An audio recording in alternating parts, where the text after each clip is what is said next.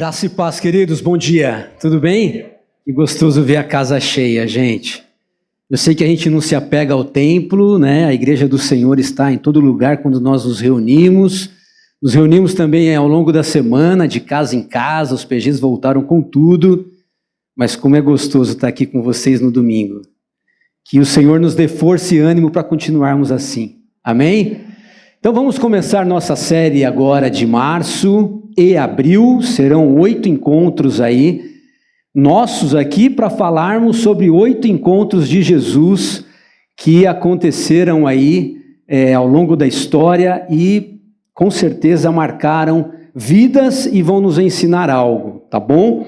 Bom, eu queria começar dizendo para vocês que Jesus ele fez grandes discursos, né?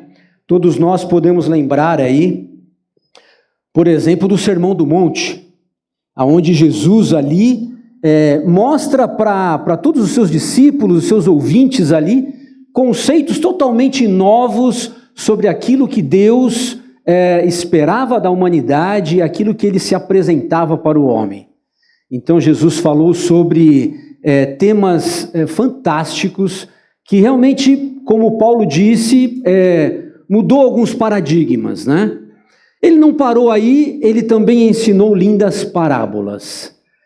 A gente pode lembrar do bom samaritano, a gente pode lembrar das 10 virgens, a gente pode lembrar das parábolas do reino, né? Dos 10 talentos, aliás, dos talentos, nós podemos falar sobre a ovelha perdida. Jesus nos ensinou sobre o filho perdido que voltou para casa.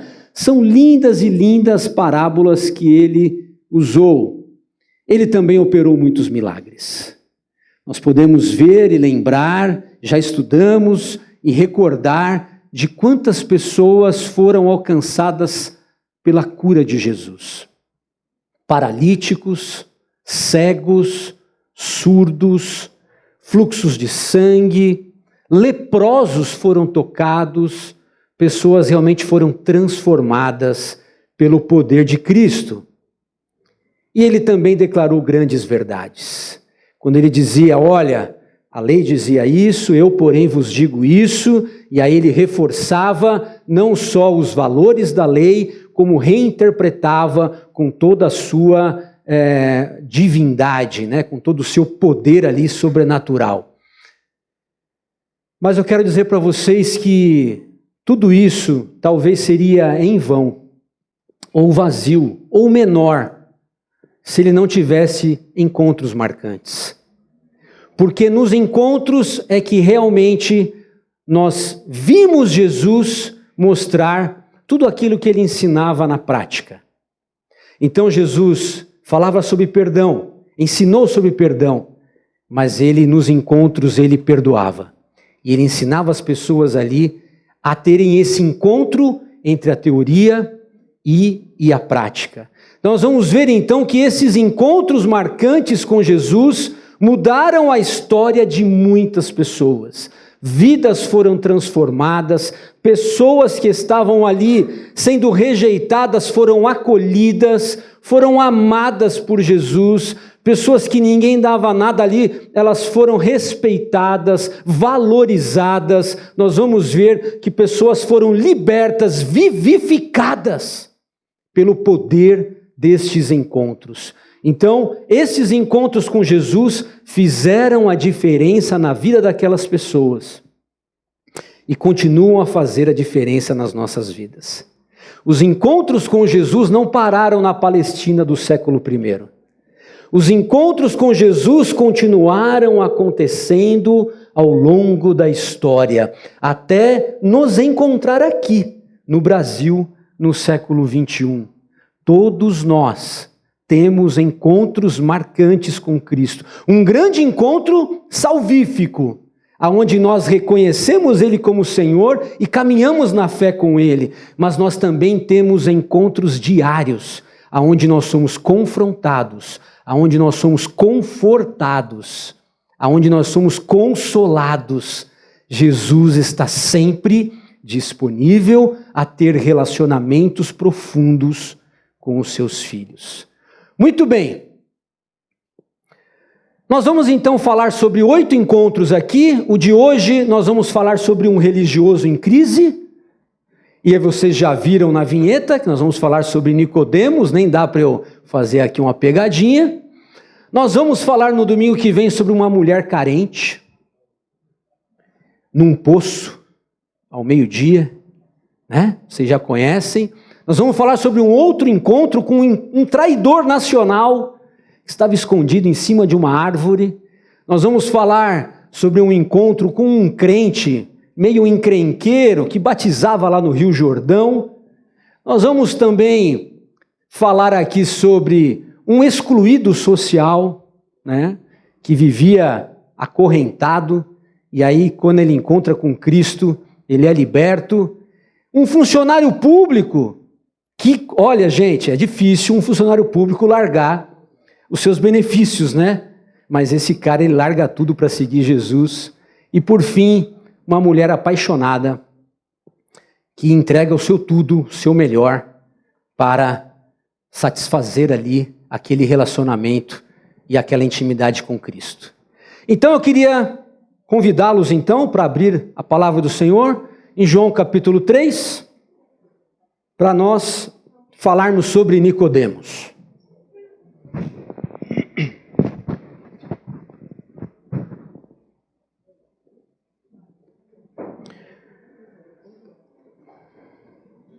Evangelho de João, capítulo 3, é o 4º livro do Novo Testamento. Eu vou ler numa tradução que é a NBV, Nova Bíblia Viva. Não vai ser muito diferente da de vocês não, mas ela é bem interessante aqui para esse texto. Diz assim, Evangelho de João, capítulo 3, a partir do versículo 1... Havia uma autoridade religiosa entre os judeus, cujo nome era Nicodemos. Ele veio a Jesus à noite e disse: Mestre, todos nós sabemos que Deus enviou o Senhor para nos ensinar. Os seus milagres são uma prova suficiente disso. Jesus respondeu: verdadeiramente digo-lhe isto. Se alguém não nascer de novo, nunca poderá ver o reino de Deus. Nascer de novo? Exclamou Nicodemos. O que o Senhor quer dizer com isso? Como pode um homem velho voltar para o ventre da mãe e nascer outra vez? Jesus respondeu: o que eu lhe estou dizendo é verdade. Se alguém não nascer da água e do Espírito, não pode entrar no reino de Deus. O que nasce da carne é carne, mas o que nasce do Espírito é Espírito. Portanto, versículo 7, não se admire da minha declaração de que é preciso nascer de novo. Assim como você pode ouvir o vento, mas não pode dizer de onde ele vem ou para onde vai. Assim acontece com todos os nascidos do Espírito. Como pode ser isso? Perguntou Nicodemos. Jesus respondeu: você é mestre em Israel e ainda assim não entende estas coisas? Eu afirmo a você que isto é verdade. Nós falamos daquilo que sabemos e testemunhamos do que vimos, e mesmo assim vocês não creem em mim? Se vocês não creem em mim, nem quando falo sobre coisas como estas que acontecem aqui entre os homens, como vocês crerão se eu falar de coisas celestes? Ninguém jamais subiu ao céu, versículo 13, a não ser aquele que veio do céu, ou seja, o Filho do Homem. E como Moisés no deserto levantou numa estaca uma serpente de bronze, assim também é necessário que o Filho do Homem seja levantado, para que todo aquele que nele crer tenha a vida eterna. Porque Deus amou tanto o mundo, que deu o seu Filho único, para que todo aquele que crer nele não pereça, mas tenha a vida eterna. Deus não enviou o seu Filho ao mundo para condenar o mundo, mas para que o mundo fosse salvo por meio dele. Não há condenação reservada para aqueles que creem nele como Salvador. Versículo 18. Mas aqueles que não creem nele já estão condenados por não crerem no Filho único de Deus. A sentença deles está baseada neste fato. A luz veio ao mundo, porém os homens amaram mais as trevas do que a luz, porque as suas obras eram más. Os que praticam o mal odeiam a luz e ficam longe dela, com medo de que seus pecados sejam revelados. Mas aqueles que praticam a verdade têm prazer em vir para a luz, a fim de que todos vejam que as suas obras são realizadas por intermédio de Deus. Amém? Senhor, obrigado pela tua palavra. Obrigado por este encontro que o Senhor teve com Nicodemos. Obrigado por este encontro que o Senhor preparou para nós aqui hoje. Que a tua palavra fale conosco e que nós possamos sair daqui mais crentes, mais firmes, mais cheios de esperança, mais íntimos contigo, em nome de Jesus. Amém? Queridos, que história linda! Aconteceu de noite. Nicodemos era um mestre da lei. Não sei se vocês perceberam, mas Nicodemos não era uma pessoa qualquer. Ele fazia parte do Sinédrio.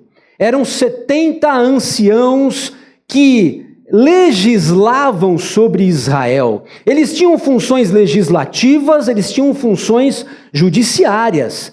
E eles julgavam questões criminais do povo. Era como se fosse hoje, não há qualquer paralelo aqui, não há nenhum órgão público hoje que englobe todas essas funções, mas seria como se fosse o Congresso, o Senado e o Judiciário juntos. Jerusalém estava sob o domínio romano, mas Roma tinha como estratégia dar e delegar poder para as autoridades locais. Então eles exerciam um poder militar e político maior, mas liberavam para que as autoridades locais tivessem autoridade sobre as questões do dia. Então estes homens não eram homens comuns. Eles faziam parte da elite de Israel, eram fariseus, eles eram letrados e eram pouquíssimas pessoas que eram letrados naquela época. Homens estudados, faziam parte de famílias ricas e abastadas e eram pessoas como uma referência de autoridade. Tudo que era necessário julgar e tomar uma decisão era levado para o Sinédrio. Então essas pessoas elas tinham grande influência na sociedade. Talvez por isso Nicodemos procurou Jesus à noite. Por quê? Porque me parece que alguma coisa não estava muito certa na teologia de Nicodemos. Vamos dar uma olhada aí. Olha só, olha o modelo mental de Nicodemos e dos judeus daquela época. Primeiro, o modelo mental dele era baseado na honra, na posição, no status, ou seja, na reputação. Então, quanto mais eu era elevado num cargo, mais eu agradava a Deus. Ou seja, o favor de Deus me fazia que eu crescesse nestas questões. Então, a minha posição, ela era tida como algo que que vinha da parte de Deus, e por isso eu estava ali estabelecido. Então, o crachá era muito importante para Nicodemos e para os judeus daquela época, a posição que eles exerciam. E aí nós vamos pegar Jesus totalmente desprovido de posições hierárquicas na sociedade. Escolheu vir numa família simples, escolheu a profissão de marceneiro e lidou com as pessoas mais pobres e humildes daquela geração. Depois nós vamos ver o modelo mental focado em obras. Eles valorizavam que você cumprir os rituais e as ordenanças da lei te faziam projetar para algo que Deus se agradava. Então, eles colocavam todas as suas energias em cumprir ordenanças e rituais. E era esta forma que eles achavam, e a única forma que estavam agradando a Deus. E aí vem Jesus quebrando algumas regras, né? Quebrando algumas tradições do sábado. E aí então isso parece que não encaixava muito bem no modelo mental de Nicodemos.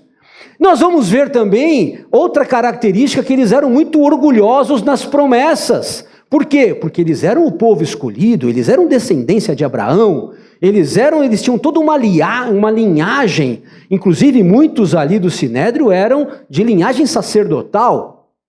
Então isso era muito importante para eles. Nós somos o povo eleito, nós temos todas as promessas sobre nós, né? E aí nós vamos ver Jesus conversando com pessoas que não eram dessa estirpe, né? Se detendo ali com pessoas marginalizadas, com pessoas de não muito boa reputação, vamos dizer assim.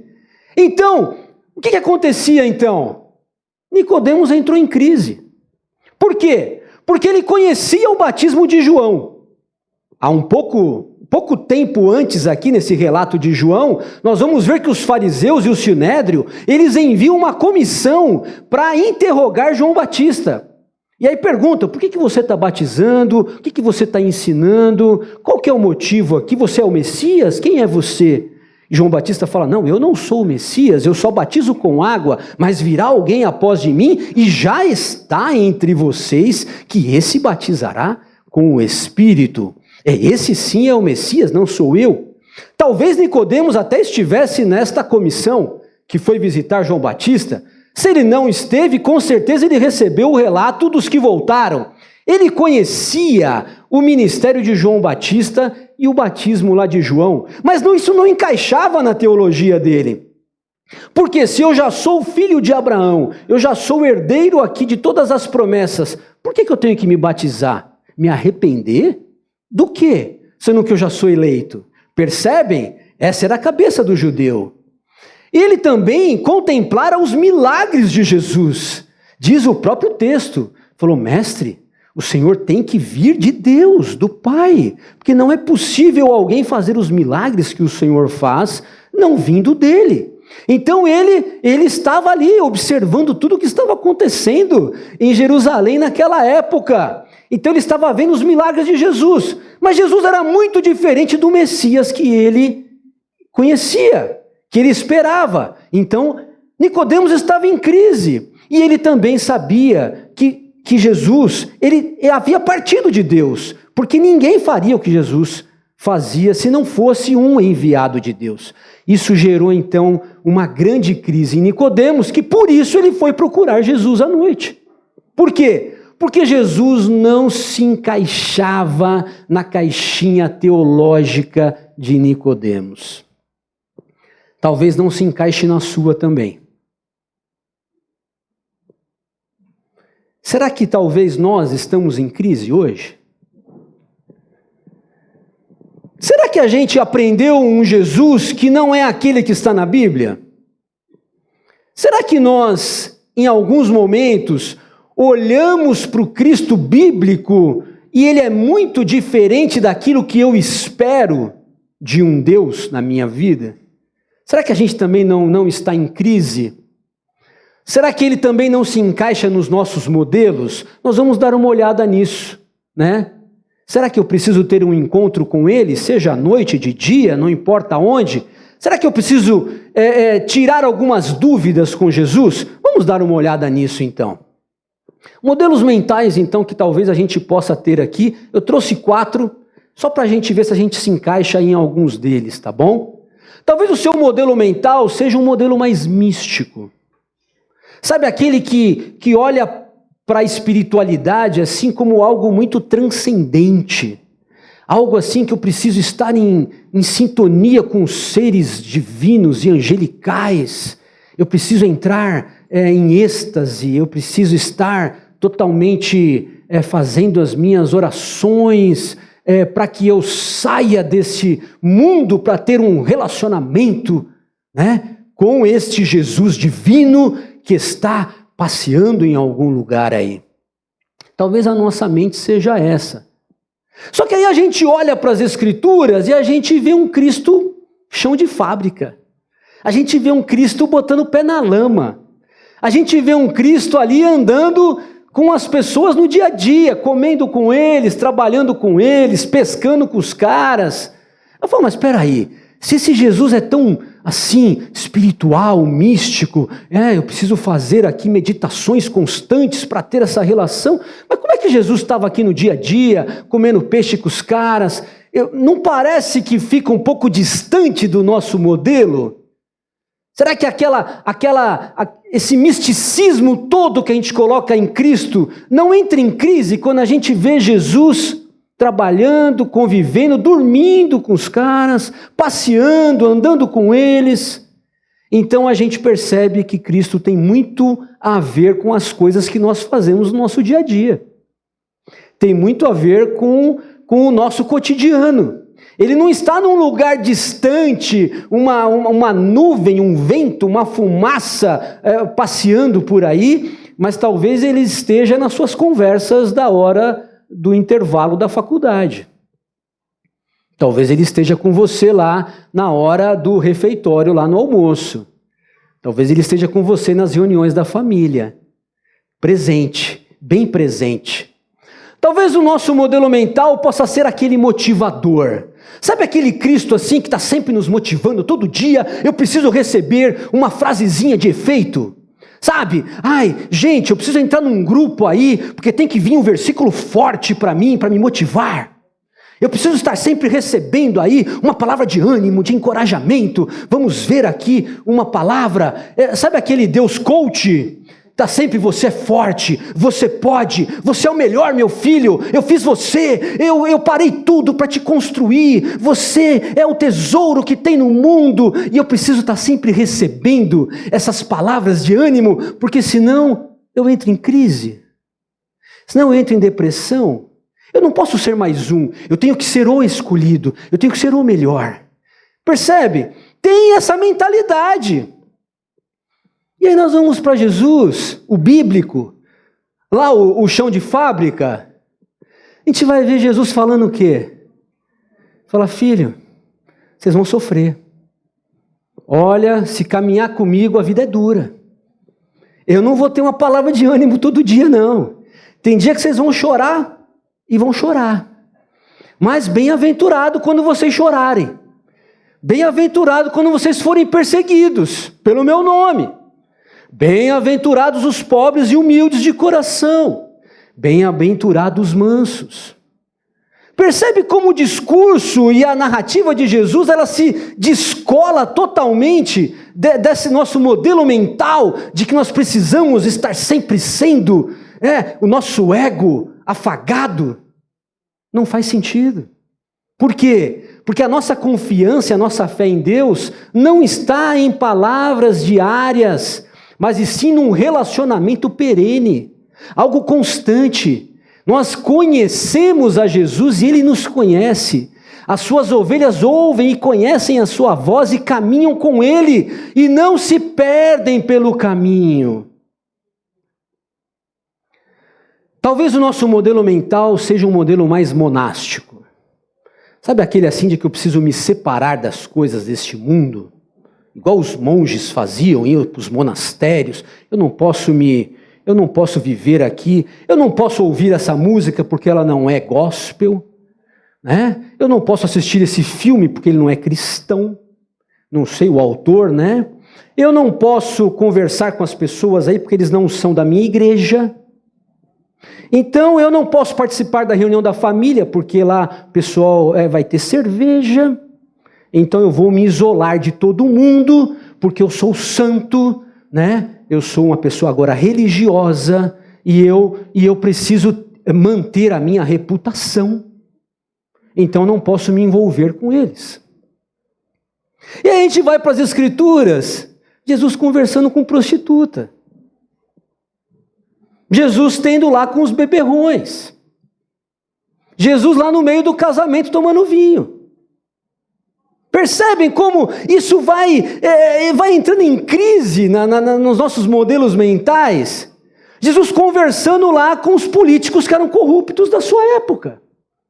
comendo na casa dos caras. Então fala, não, mas espera aí, mas como é que eu preciso estar sempre separado de todos? E aí você vai ler um Jesus que estava totalmente infiltrado na sociedade e ensinando o que para os seus filhos? Olha, gente, eu quero que vocês estejam sempre influenciando as pessoas, eu quero que vocês sejam sal no meio deles, que vocês sejam luz no mundo de trevas, eu quero que vocês estejam aí em todos os lugares levando o meu nome.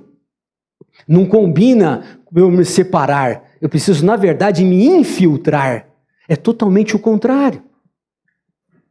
Talvez o nosso modelo mental seja o meritório. Sabe aquele que eu preciso estar sempre fazendo algo para agradar a Deus?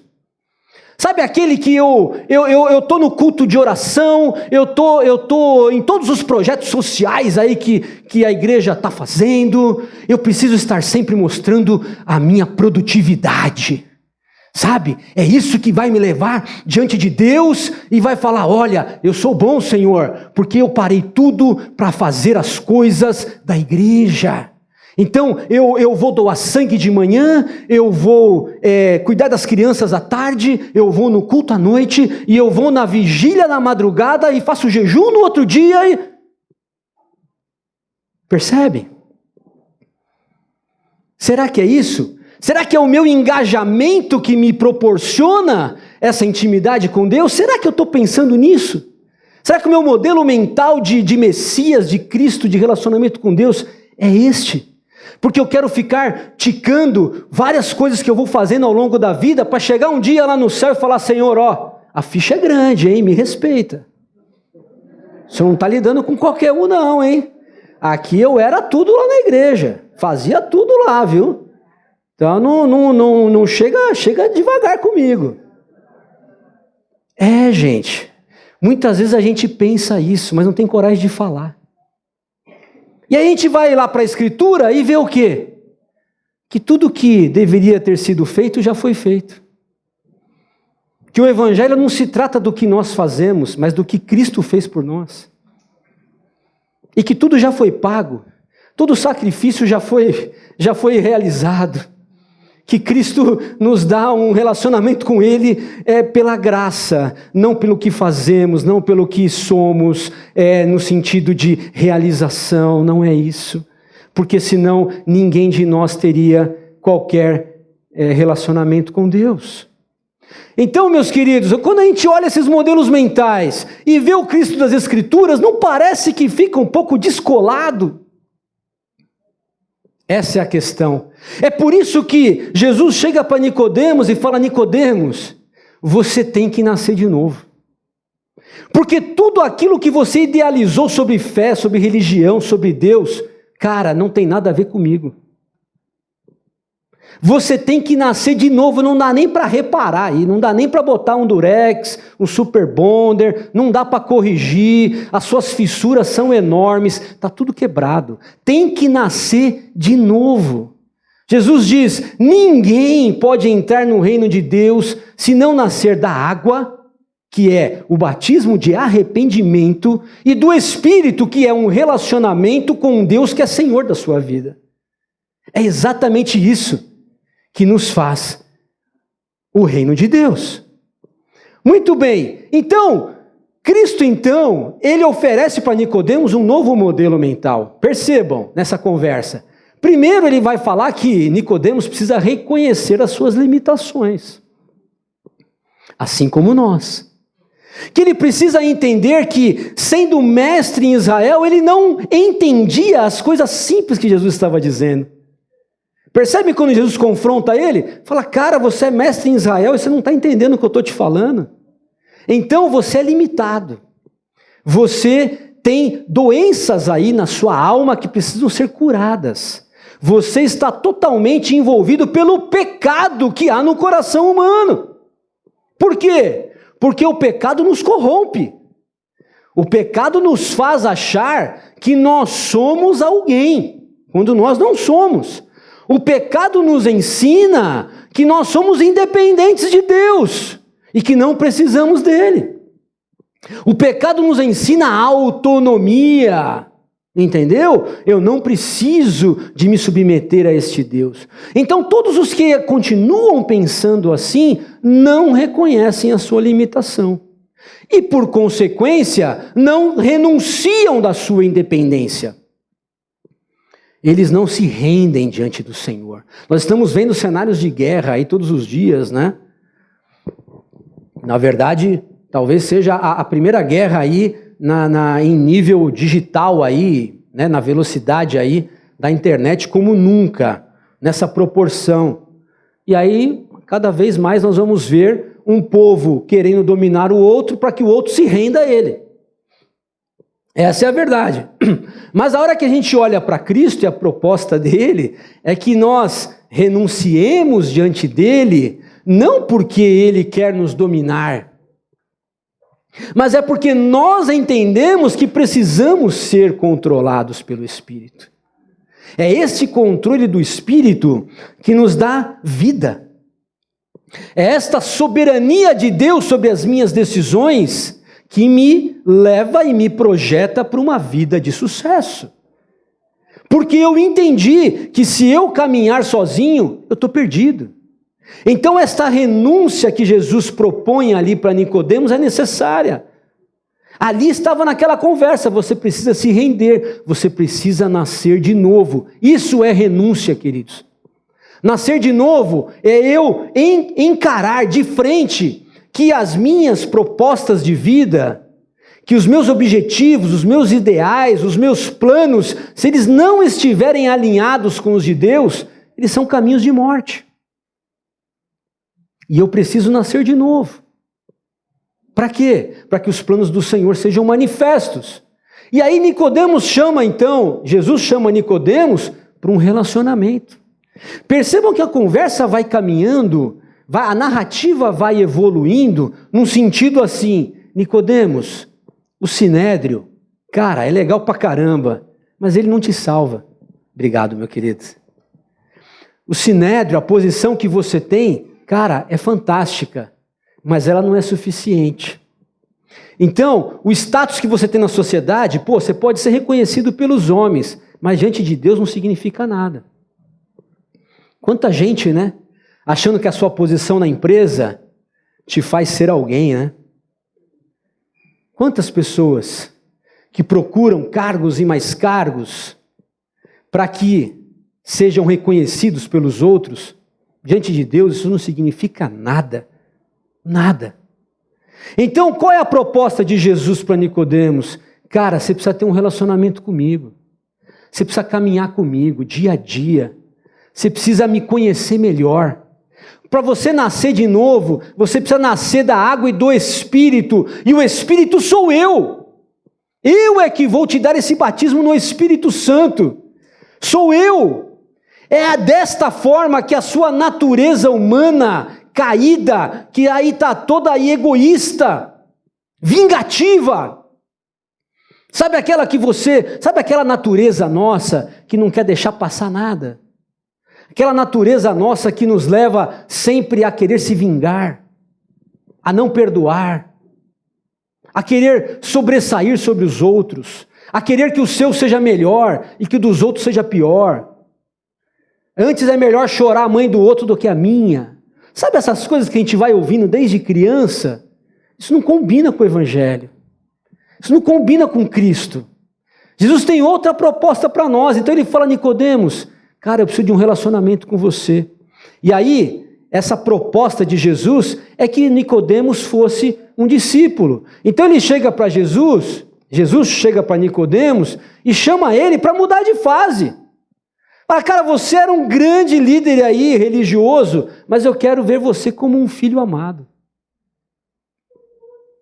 Você é um cara respeitado diante de todos, mas eu quero que você seja conhecido no céu. São coisas muito diferentes. São coisas muito diferentes.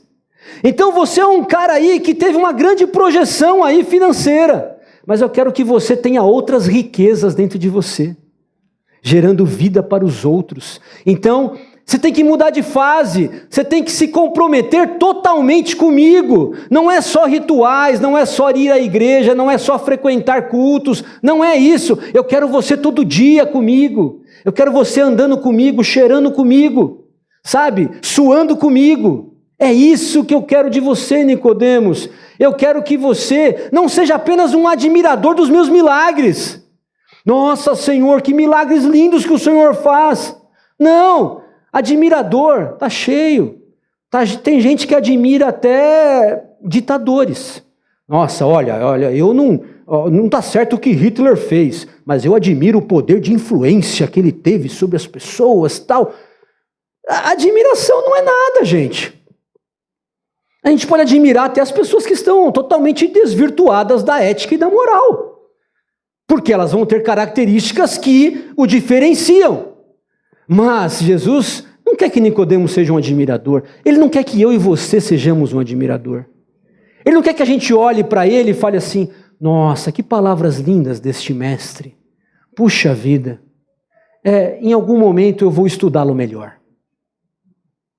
Tem muita gente que pensa isso, sabe? Nossa, como Jesus ensinou coisas bonitas, né? Talvez um dia ele me dê forças para eu fazer uma boa ação também e me parecer um pouquinho com ele. Não, não é isso que Jesus está propondo para nós.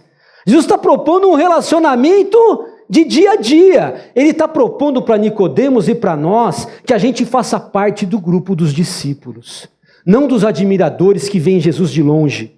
Sabe? Nossa, eu vi Jesus fazendo um milagre lá, hein? Puxa vida, que bacana. Mas cadê o milagre na minha vida? Cadê a transformação na minha vida? Cadê a mudança na minha família? Cadê a mudança nos meus valores? Cadê o milagre que Deus tem para mim? Deus tem um milagre para cada um de nós, uma vida transformada, uma vida regenerada, nascida de novo. E a gente muitas vezes se contenta em só admirá-lo de longe. Sabe? Ah, Jesus é muito bom, eu estou indo numa igreja aí, estou frequentando umas reuniões aí, tá bacana, de vez em quando eu consigo entrar no PG, o pessoal fala umas coisas bonitas lá. Não é isso.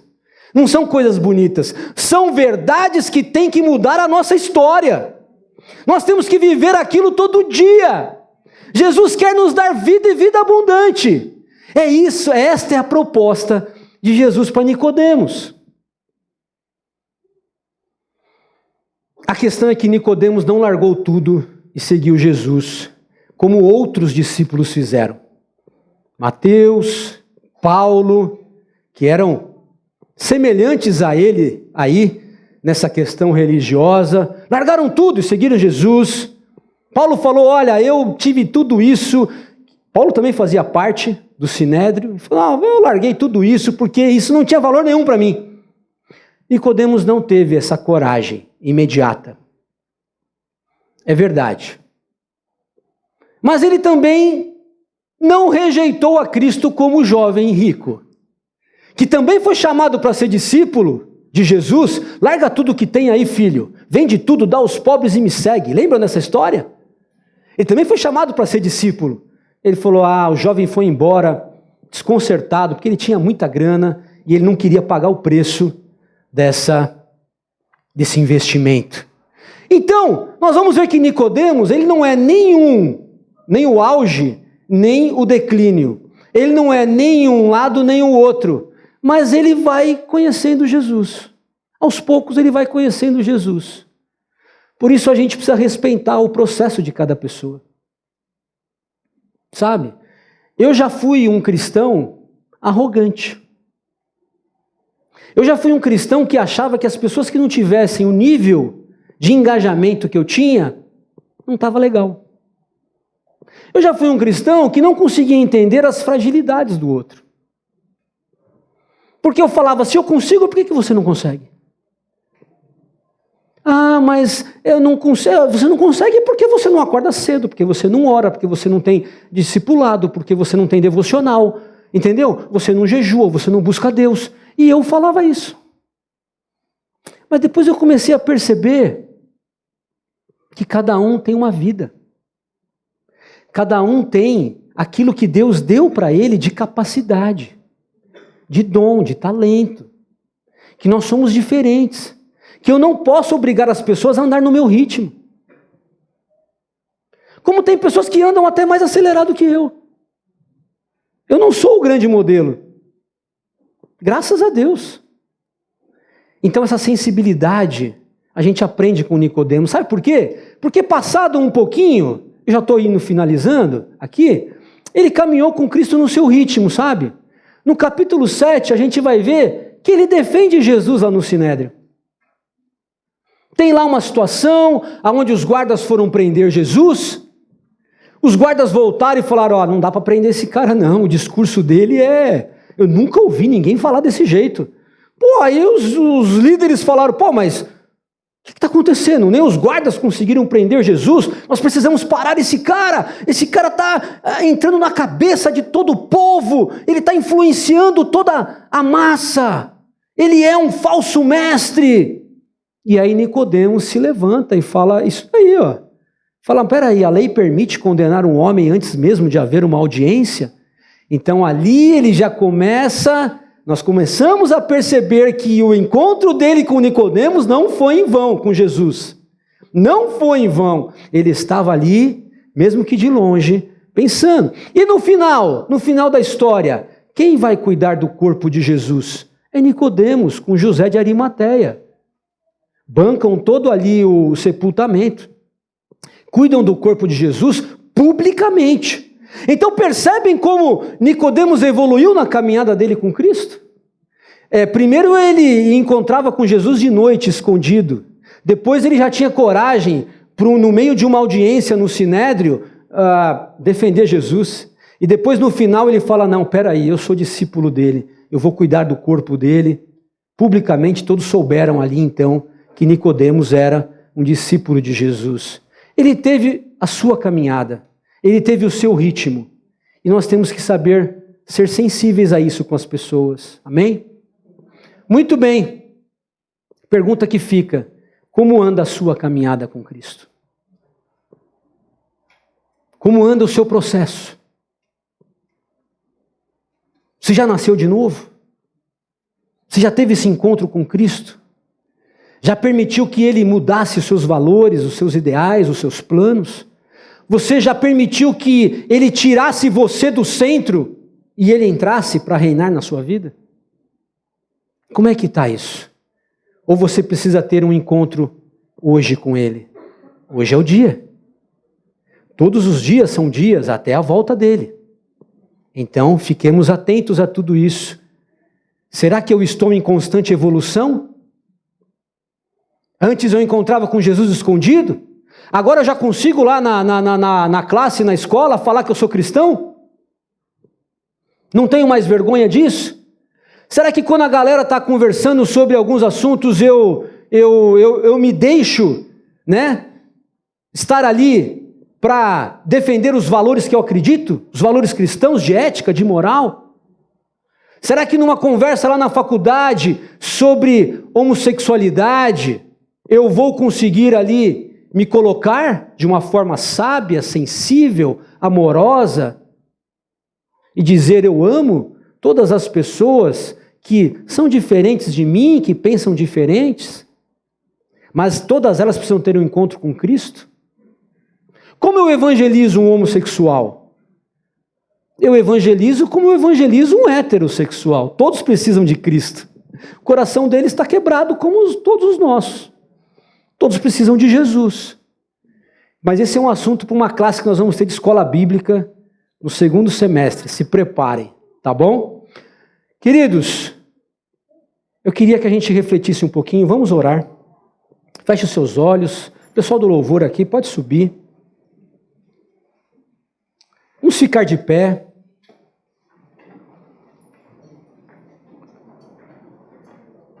Converse com Deus. Eu não sei como foi o seu encontro, eu não sei como tem sido a sua vida com Cristo, mas eu sei que Ele sempre quer estreitar mais esses vínculos. Jesus quer que nós caminhemos com Ele de perto. Senhor, nos ajuda, Pai, a termos coragem, Senhor, de nos rendermos a Ti. Os nossos modelos mentais precisam ser quebrados, porque eles são humanos, são falhos, são egoístas, são mesquinhos. A nossa mente é pecadora, o nosso coração é enganoso. Senhor, nos ajuda, Pai.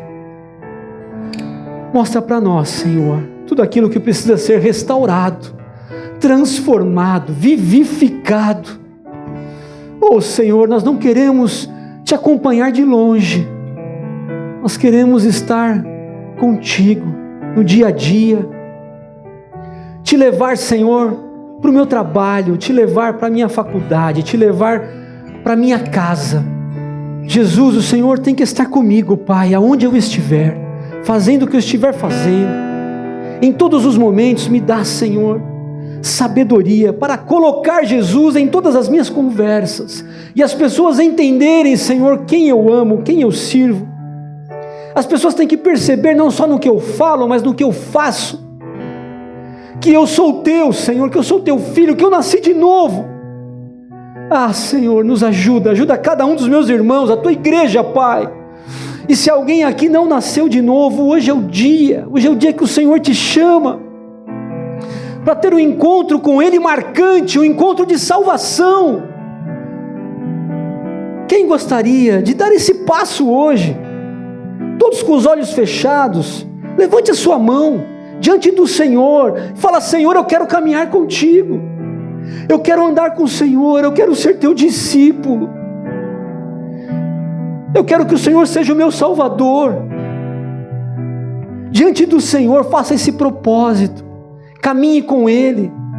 Isso não é uma religião, é o Deus da vida que quer ser seu Pai, seu amigo, seu Salvador, o seu Senhor. Em nome de Jesus, Pai, obrigado, Deus, pela Tua palavra, pela Tua verdade, pelo Teu Espírito, porque em Ti, Senhor, somos regenerados, vivificados, e por Ti, Senhor, temos uma vida abençoada, em nome de Jesus. Amém.